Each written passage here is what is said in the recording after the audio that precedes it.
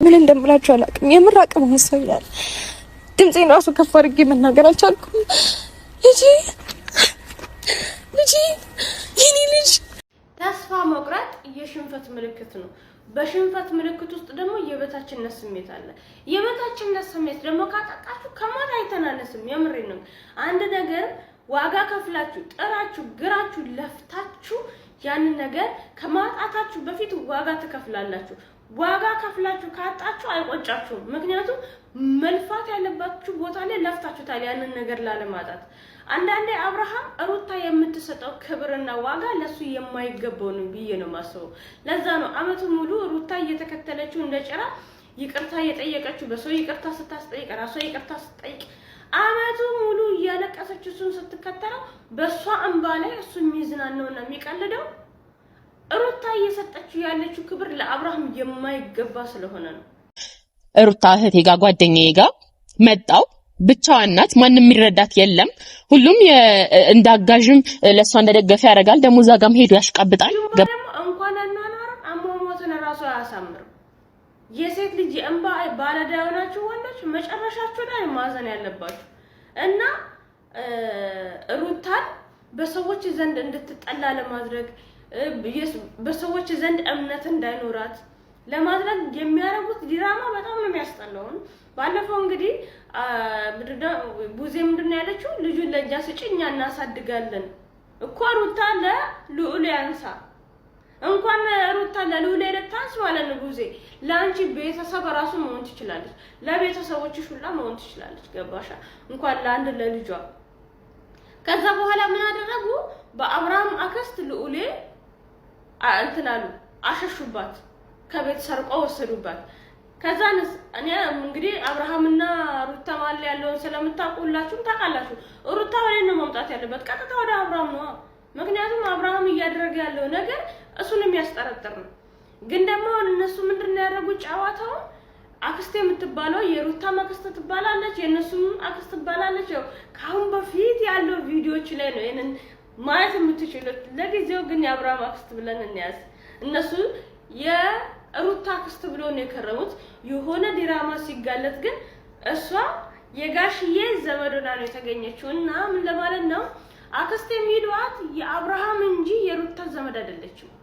እና እሷ መጀመሪያ የሩታ መጣጥ ላይ ድራማ ውስጥ ነው የሩታ አክስት አድርጓት ነው ያስገቧት ካራክተሩ ላይ ማለት። ለዛ ነው ሩታ አክስት ሆና የቀረችው እንጂ በቪዲዮቹ መሃል የአክስቴ የምላት የጋሽዬ እህት የእህቱ ልጅ ምናምን እንደዛ ብቻ ፋሚሊ ናቸው የአብርሃም።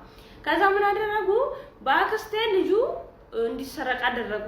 ከዛ በኋላ ሩታ አብርሃም ጋር ስትመጣ ክስ ይዛ የክስ ወረቀት ይዛ ስትመጣ እኛና ቀምናም ብሎ አቃለዱባት።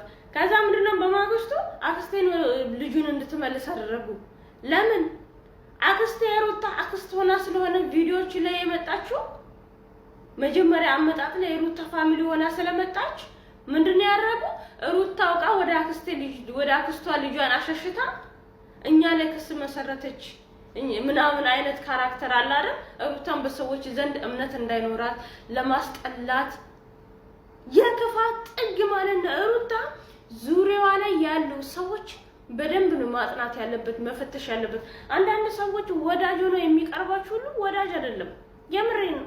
ወዳጅና ጠላታችሁን የሆነ አጋጣሚ የሆነ ክስተት ላይፋችሁ ላይ ሲከሰት ነው አጣርታችሁ የምታገኙት። እና አስመሳይ ሰዎች ብቻ ነው ከሩታ ጎን ላይ ያሉ።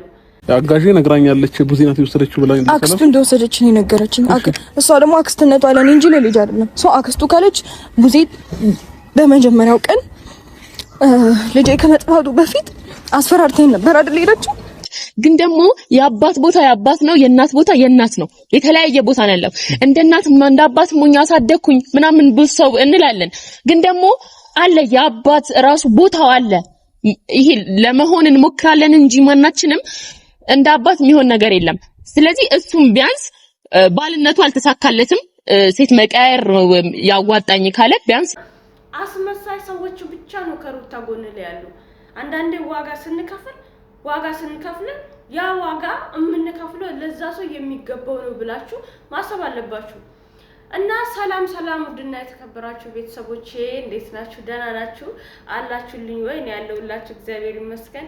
እናንተም ደህና እንደሆናችሁ ተስፋ አድርጋለሁ። ቡታጅሮች እንግዲህ አሳብዶ ሊደፉን ነው።